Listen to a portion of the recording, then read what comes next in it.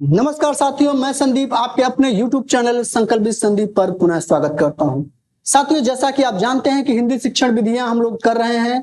आज उसी क्रम में एक बहुत ही महत्वपूर्ण टॉपिक को हम लोग देखेंगे जिसका नाम है आगमन विधि। साथियों, यहां से जो तथ्य आज मैं बताऊंगा वो शायद ही कोई अभी तक बताया हो, इसलिए आप लोग लास्ट तक बने रहिएगा और वीडियो को शेयर जरूर करिएगा। सब्सक्राइब नए हो चैनल पे तो सब्सक्राइब जरूर कर लें। आगमन का अर्थ है, आगमन का अर्थ क्या है भाई? आगमन का मतलब क्या होता है कि प्रत्यक्ष अनुभवों द्वारा, यानी साक्षात दिखाकर, समझाकर, उदाहरण के द्वारा, साक्षात प्रत्यक्ष उदाहरणों के द्वारा उनके अनुभवों से निष्कर्ष को निकालना या बच्चों से निकलवाना ही क्या है? आगमन विधि है। यह विधि विशिष्ट से सामान्य की ओर, स्थूल से सूक्ष्म की ओर पर आधारित है। ये ध्यान रखिएगा, आगमन विधि को सामान्यानुमान विधि भी और विश्लेषणात्मक विधि भी कहते हैं। ये ध्यान रखिएगा, इंपॉर्टेंट है। इसे सामान्यानुमान विधि और विश्लेषणात्मक विधि भी कहा जाता है। आपको बता दें कि माध्यमिक स्तर पर आगमन निगमन विधि व्याकरण के लिए सबसे अच्छी मानी जाती है। आइए आगे चलते हैं। इसमें आगे क्या कह रहा है कि आगमन विधि पे फोकस करें कि आगमन विधि का जनक किसको माना जाता है? अरस्तु को। अब बात करें कि आगमन विधि के चरण या सोपान क्या हैं। आगमन विधि के चरण या सोपान क्या हैं?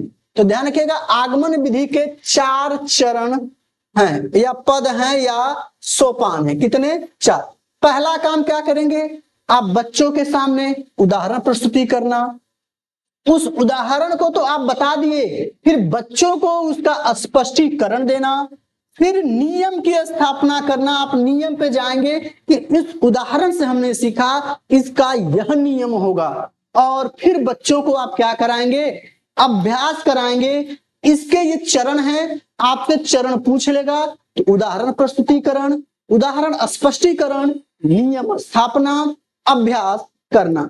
अब बात करें आगमन विधि के रूप की बात करें तो आगमन विधि की रूप है समवाय विधि या सह संबंध विधि और प्रयोग विधि। क्या है? आगमन विधि के स्वरूप क्या है? समवाय विधि, सह संबंध विधि, प्रयोग विधियां हैं। ये आपके आगमन विधि के क्या हैं? आगमन के विधि के रूप हैं। 3 रूप हैं। आपसे पूछेगा सोपान या पद या चरण पूछेगा तो कितना हो जाएगा? 4 होगा। ये अच्छे से समझिएगा। आगमन विधि में हम लोग शिक्षण सूत्र देखेंगे ट्रिक से। किससे देखेंगे? ट्रिक से। ट्रिक क्या है कि पूर्ण विशिष्ट ज्ञान, ज्ञात को उदाहरण द्वारा सरल करना। पूर्ण विशिष्ट ज्ञान को उदाहरण द्वारा सरल करना। पूर्ण से कहां तक जाएंगे? अपूर्ण की तरफ। विशिष्ट से कहां जाएंगे? सामान्य की तरफ, है ना। ज्ञात से कहां जाएंगे? अज्ञात की तरफ। उदाहरण से कहां जाएंगे? नियम की तरफ, नियम की तरफ। सरल से कहां जाएंगे? कठिन की तरफ। ये ध्यान रखिएगा, कठिन की तरफ। यही से आगमन विधि हो चाहे निगमन विधि हो, इनके 5 सूत्र हैं। आगमन के भी 5, निगमन के भी 5। ये ऊपर के आगमन के विधि हो गए और ये नीचे के क्या हो गए? निगमन के हो गए। नीचे के क्या हो गए? निगमन के हो गए। ये ध्यान रखिएगा, ये आपका निगमन हो गया और ये आपका आगमन हो गया। पूर्ण विशिष्ट ज्ञात को उदाहरण द्वारा या ज्ञान को उदाहरण द्वारा सरल करना, ये इसका सूत्र है। और इधर अपूर्ण, सामान्य, अज्ञात, है ना, नियम और कठिन की तरफ आप बढ़ते हैं तो ये जो होता है आपका निगमन विधि हो जाता है। इसको आप इसी तरीके से याद कर लीजिएगा। ठीक, यहां तक स्पष्ट है। चलिए आगे चलते हैं। देखिए वही चीज है यहाँ पे कि पूर्ण से अपूर्ण की ओर, विशिष्ट से सामान्य की ओर, ज्ञात से अज्ञात की ओर, उदाहरण से नियम की ओर, नियम की ओर, सरल से कठिन की ओर। ठीक है, चलिए आगे चलते हैं। अगला है आगमन विधि के गुण। आगमन विधि के गुण क्या है? तो लिखिएगा व्याकरण शिक्षण की यह सर्वश्रेष्ठ विधि है। व्याकरण शिक्षण की क्या है? यह सर्वश्रेष्ठ विधि है। इसे बाल केंद्रित व मनोवैज्ञानिक विधि माना जाता है। ध्यान रखिएगा, निगमन विधि को मनोवैज्ञानिक नहीं मानते हैं, लेकिन आगमन विधि को बाल केंद्रित और मनोवैज्ञानिक विधि मानते हैं। यह एक व्यवहारिक व प्रत्येक स्तर पर उपयोगी है, चाहे वह प्राथमिक स्तर पर पढ़ाइए, चाहे माध्यमिक स्तर पर पढ़ाइए, चाहे उच्च स्तर पर इसके द्वारा पढ़ाइए, सभी स्तरों के लिए यह उपयोगी सिद्ध होगा। अध्यापक व विद्यार्थी इसमें दोनों सक्रिय होते हैं। ठीक, क्रियाशीलता का सिद्धांत पर यह आधारित है। अगर आपसे पूछे कि आगमन विधि किस सिद्धांत पर आधारित है, तो आप क्या कहेंगे? क्रियाशीलता। क्रियाशीलता के सिद्धांत पर यह विधि काम करती है। चलिए आगे चलते हैं। आगमन विधि के दोष। आगमन विधि के दोष क्या क्या हैं? इसको कि इसके द्वारा पाठ्यक्रम सही समय पे समाप्त नहीं होता है, यह सबसे बड़ा दोष है।